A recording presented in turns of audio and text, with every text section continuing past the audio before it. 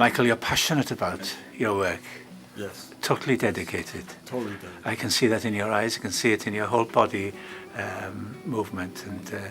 And tell me a little about where did this passion come from? Well, you have to understand the process it took for me to come to realize how important it was for me to help someone else. I always took from some people, especially the ones that loved me the most. But when I got into recovery, the 12-step fellowship concept was giving back, being of service. Certainly when I started to become an advocate and speaking out about the concerns and issues of people in recovery, I felt this strong urge and need to really make a difference in someone else's life. You know, there was people that was speaking out on my behalf when I didn't even know that I had a life that was worth living. They were sitting on committees and boards, and so I said, you know, I have to make a stand for other people that are less fortunate. And so I think the passion came from knowing that I can make a difference in someone else's life because I was afforded an opportunity to have life myself. And 21 years later, I still stand on the word and believe that if I keep one hand in God's hand and one hand reaching out, helping someone else, I won't have a hand to pick up that drink. God bless. How could you sum up the basic philosophy of CCAR in a few words? What would it be? The basic philosophy of CCAR? I think CCAR has always stand on the premises of putting a face and a voice on recovery. I think it's very important that society sees the recovery community as a reality in the face of millions of people who get clean and blend back in society and never even heard of it yet. Pay taxes, vote, make astronomical challenges, meet barriers and cross over them, and obtain success and goals that they never even imagined obtainable. And I think one of the things that CCAR is that bridge, that opportunity that allows people to take that extra step to get to where they like to be at. We're one of those organizations that allow people to say, you can be whatever you want. Just set your goals and help us show you how to get there.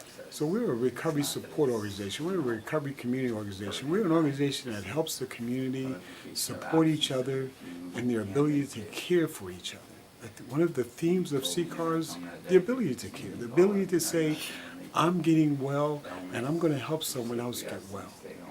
We also have an opportunity to become peer leaders, peer motivators, peer innovators, and really this recovery movement is really about helping each other be the best we ever can be.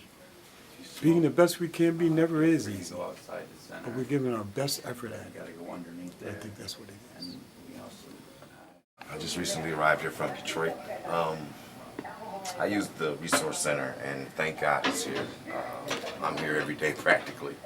I get a lot of business taken care of. You know, I'm in transition with housing right now. I had it initially when I got here, but you know, things happen. I'm pursuing employment, so I'm constantly here getting, you know, emails and following up on callbacks from employers. So this center is certainly a diamond, you know, in the rough, because I don't know what I'd do without it. You know, we don't even have anything like this in Detroit, you know, so thank God for Mike and the crews. And I've actually volunteered on occasion, and certainly, you know, I will in the future. So just, you know, in a nutshell, you know, this place is a refuge for addicts or people, you know, in my situation. I don't know, you know, if it's a private funded thing or through the state or whatever, but whoever funds it or whoever created it, thank God for them. So I'm in there, you know. My name is Fred Richardson. 64 years old. I had a DUI in Florida in Miami about 4 years ago, and I had to do community service, and I was told about this place.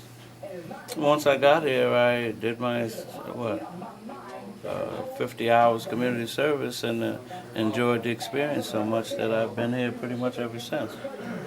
I run groups dealing with issues in recovery and self-esteem and character development.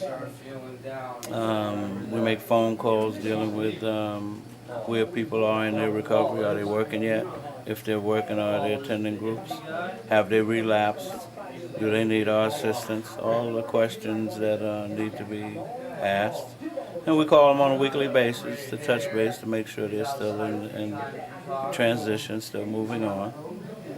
And I'm a recovering addict, probably about since 73.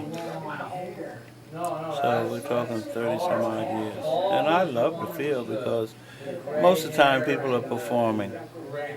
They can get an Oscar for what they do in just their normal life. So I enjoy being in a setting where people have an opportunity to be real and let the guards down and be who they are. And it's wonderful just watching that, seeing people that their parents never even seen in reality. So that's pretty much what I do, and I enjoy it. I open up, or I'll stay after they're leaving if people want to remain here. We have some homeless that come in, and this is a place they enjoy coming. So I'll stay here a little later in order for them not to be out in the street, and then they'll leave, and then we repeat the process 5 days a week. And we have karaoke, we have bingo, we have movies. We have a lot of things because it's that boredom and that empty space in their lives that you want to fill, so they have something to do with it. Because boredom and loneliness are probably the biggest issues for drug addiction. So I guess that's about it.